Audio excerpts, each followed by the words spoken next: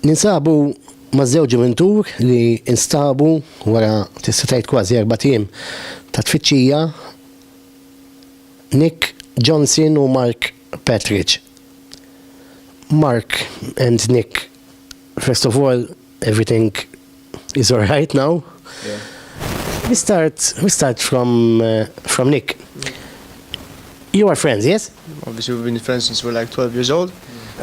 What happened on Friday morning? You went out to meet him, and what happened exactly? Friday morning, I cycled with the bike from Abuja to his house in Birkikar, and then we cycled from his house to Bahriya.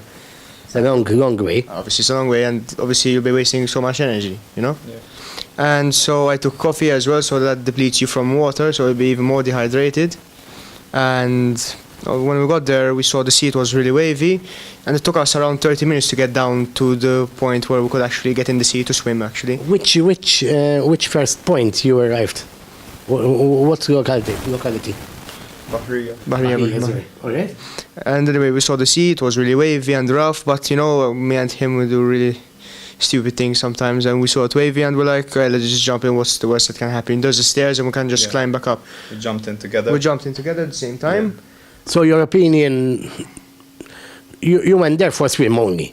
Yeah. Basically, It was the first time swimming there, so we didn't really know the area well.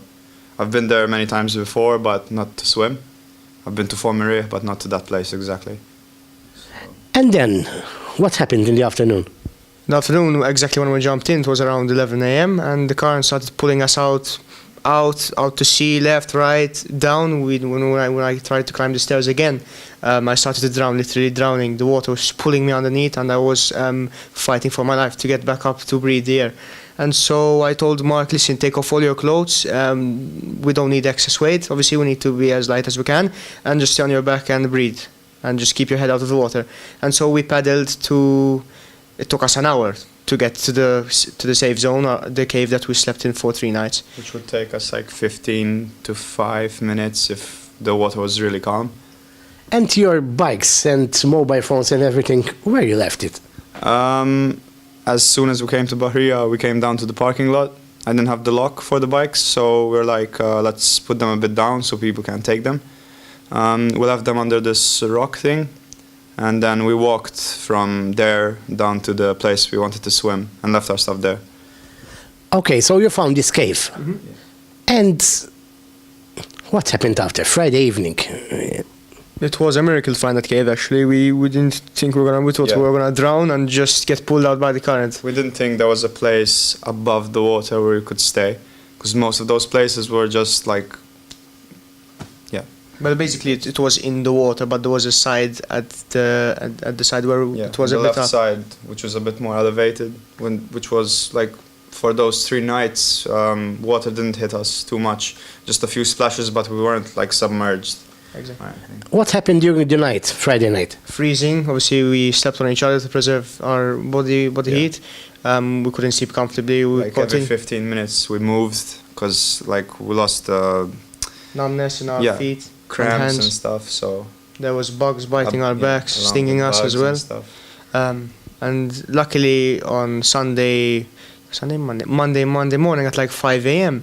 The moonlight was still shining on the sea. It was really dark, pitch black, and we saw the sea calm. So trust me, I don't think a lot of people like swimming in the night sea, especially if it's open in a place where it's really rough. And so we decided to jump in. It's like either risk it or we're gonna die in the cave, because no one's gonna find us.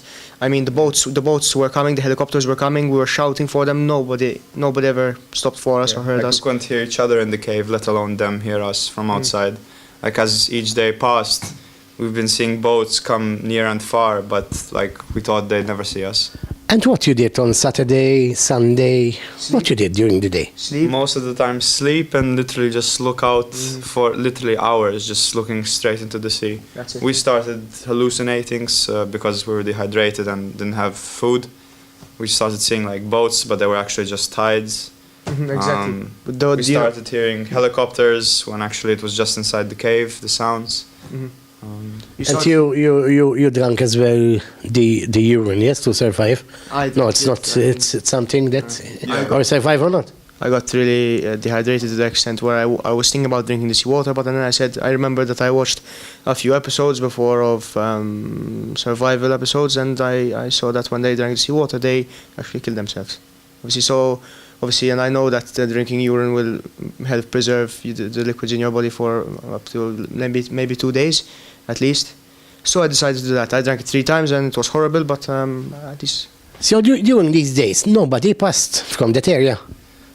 They passed, but most of them were either far out, like the helicopter and the Navy boat were like too far out. Like they were searching for dead bodies, not for, you know. And there was one boat probably for tourists that just passed by the cave. I literally was shouting my lungs out and lost my voice, but they couldn't hear us. And you didn't eat nothing, of course? No food, no water. So, Monday morning, the most important day, what happened? So Monday morning we jumped in the sea, it was calm, we swam, the attempt was to swim back to the staircase, yeah. But we found like a small crack in the cliff, and I just put my hand on it and I said, listen, I'm not going to give up, whether it's going to push me here or there, I'm just going to climb up. And I kept on climbing up. I just got a few scratches here, but nothing out of this world. I mean, it was either this or my life, so I choose this. And then we climbed up, and we got to halfway of the cliff. We could have climbed it all up, the cliff, because there was obviously a possible chance of us doing that, but yeah. Halfway we saw the fisherman, which actually saved us. He called. And then he called for help? Yeah. Thanks to him, we're here, safe. How they came with the boat for you or the helicopter on Monday morning? We thought they were going to come with the helicopter. I think like 4 of them passed, but they were just, I think, recording, or maybe it was too hard for them to get us from that point. But the Navy came, and they came up, gave us shoes since we were already cut, and we had to jump a bit down. They got us, and yeah. Your message to your families and the Maltese people and the authorities? Obviously, thanks a lot for everything. Even sometimes people you don't speak to, or people you've been speaking to in the past that you don't really speak to anymore.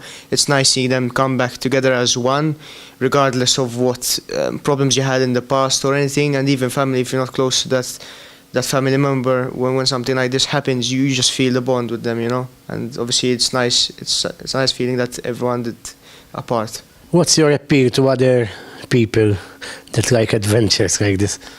Think twice before you do something, obviously. Yeah. See where you're going to go, obviously. Take precautions, see if there's people actually there that can actually help you if there's risk of something. Think twice. Yeah. Keep it adventurous, but think twice. So. And just live life every day like there's no other, because trust me, one day when the time comes, you'll regret so many things. Like it went through our heads. Now we have a second chance, so it's like being born again, basically. Yeah. Then got everything finished. For sure. Fine, and good luck in your life. Thank you. Thanks a lot. Prosit,